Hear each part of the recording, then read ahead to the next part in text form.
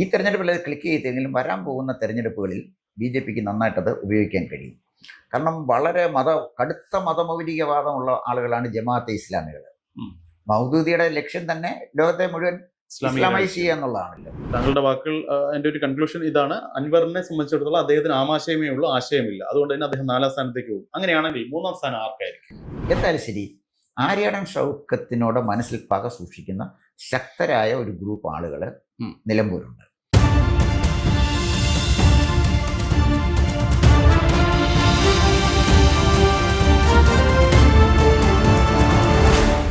നിലമ്പൂരിലെ കൊട്ടിക്കലാശം കഴിഞ്ഞിരിക്കുകയാണ്. അവസാന ചിത്രം ഒന്ന് പരിശോധിക്കുമ്പോൾ വിജയം ആർക്കൊപ്പമായിരിക്കും? താങ്കളുടെ പ്രതീക്ഷകൾ, താങ്കളുടെ കണക്കൂട്ടലുകൾ. നിലമ്പൂരെ തെരഞ്ഞെടുപ്പ് കഴിയുമ്പോഴേ എങ്ങനെ ഇരിക്കും എന്ന് നമ്മൾ പരിശോധിക്കേണ്ടത് ആര് 4ാം സ്ഥാനത്ത് വരും എന്നുള്ളതാണ്. അവിടെ നമ്മൾ തുടങ്ങുന്നതായിരിക്കും കുറച്ചുകൂടെ നല്ലത്. അതായത് ഈ തെരഞ്ഞെടുപ്പ് കഴിയുമ്പോഴേ ഞാൻ കണക്കാക്കുന്നത് നിലമ്പൂരിൽ 4ാം സ്ഥാനത്ത് വരുന്നത് പി.വി. അൻവർ ആയിരിക്കും. അതിൻ്റെ കാരണം പി.വി. അൻവറിന് ഓരോ ദിവസവും അദ്ദേഹത്തിൻ്റെ ജനസമ്മതി നഷ്ടപ്പെട്ടു വരുന്നതായിട്ടാണ് എനിക്ക് മനസ്സിലാക്കാൻ കഴിയുന്നത്. കാരണം അദ്ദേഹത്തിൻ്റെ ഒരു സ്റ്റേബിൾ അല്ലാത്ത നേതാവിൻ്റെ കൂടെ എത്ര സമ്പന്നനാണെങ്കിലും ജനങ്ങൾ നിൽക്കില്ല.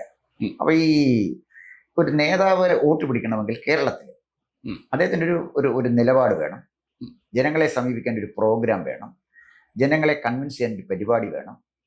ഇതൊക്കെ ഉണ്ടായിട്ട് പോലും 2020 പരാജയപ്പെട്ടു എന്ന് മനസ്സിലാക്കണം. ഒരു ചാലക്കുടി നിയോജകമണ്ഡലം അവർക്ക് പിടിക്കാൻ പറ്റിയില്ല.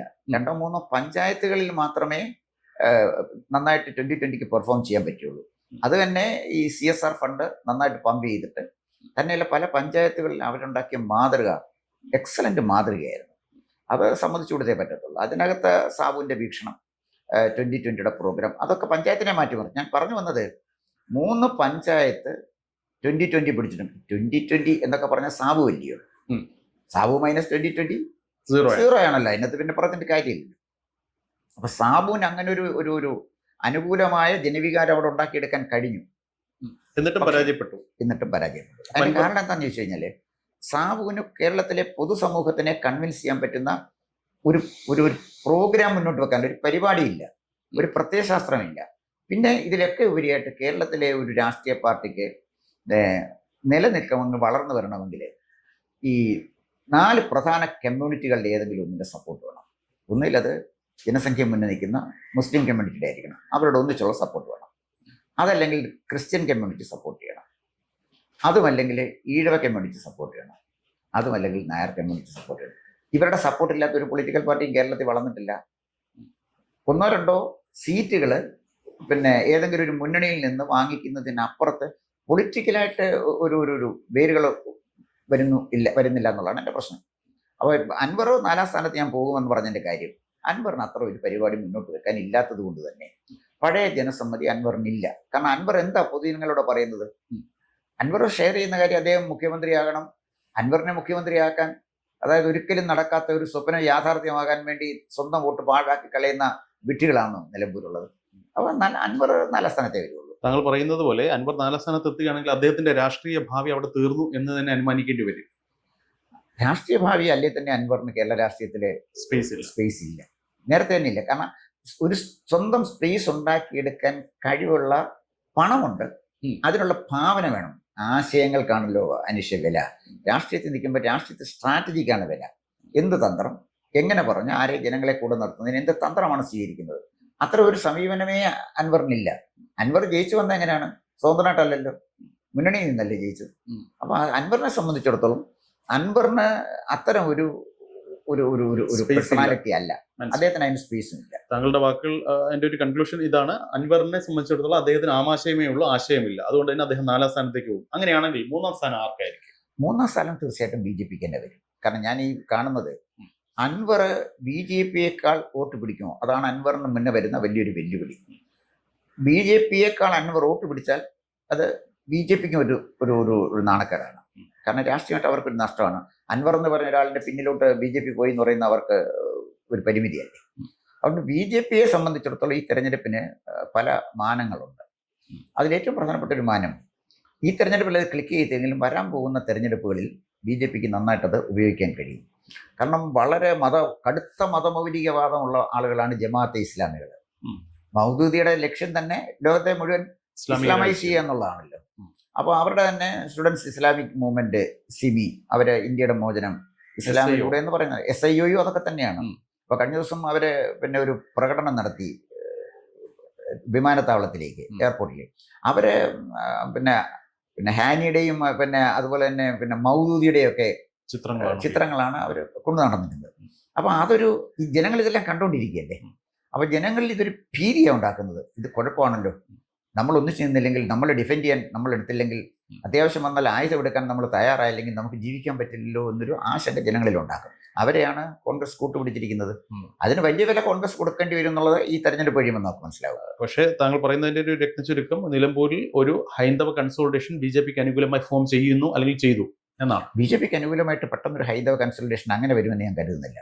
BJPക്ക് കിട്ടേണ്ട ബേസ് വോട്ട് എന്തായാലും അവർക്ക് കിട്ടും, പ്ലസ് കുറച്ച് ക്രിസ്ത്യൻ വോട്ടും കിട്ടും. എന്താ കൺസൾട്ടേഷൻ വരാത്തതിന്റെ കാരണം എന്ന് ചോദിച്ചാൽ, നിലമ്പൂരിൽ ഏറ്റവും ശക്തമായിട്ട് നിൽക്കുന്ന ആന്റി ഇൻകുംബൻസിയാണ്. ഭരണവിരുദ്ധ വികാരം അത്ര ശക്തമാണ് നിലമ്പൂർ. അതുകൊണ്ട് അവരുടെ ആഗ്രഹം എന്താണെന്ന് ചോദിച്ചാൽ, ഭരണവിരുദ്ധ വികാരത്തിനെതിരായിട്ട് ആളുകൾ വോട്ട് ചെയ്യുമ്പോൾ ഭരണകക്ഷി സ്ഥാനാർത്ഥിക്ക് എതിരായിട്ടാണ് അവർ വോട്ട് ചെയ്യുന്നത്. അതെതിരായിട്ട് അവർ വോട്ട് ചെയ്യുമ്പോൾ വോട്ടിന് മൂല്യമുണ്ട്.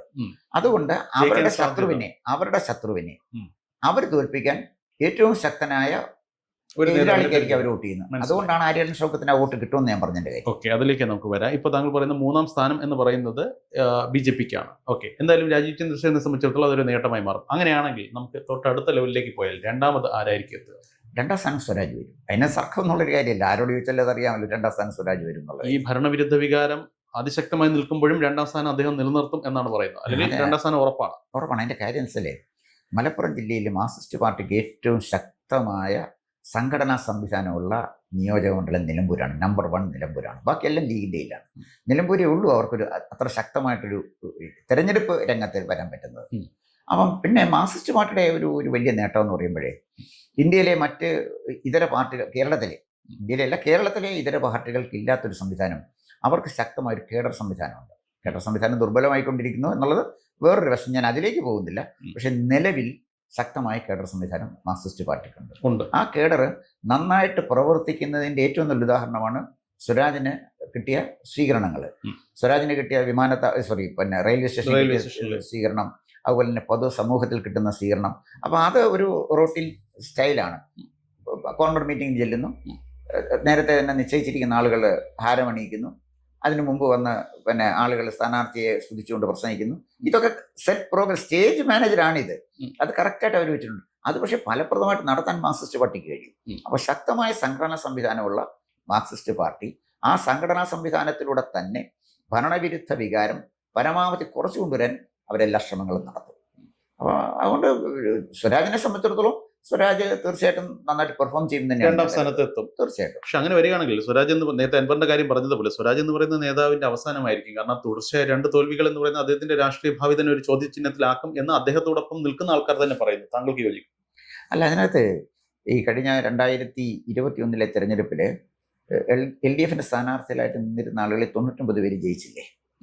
കാരണം അപ്പൊ എന്ന് പറഞ്ഞാൽ ആ കോവിഡ് ഉണ്ടാക്കിയ ഒരു അന്തരീക്ഷം ഇടതുപക്ഷത്തിന് അനുഗുണമായിരുന്നു.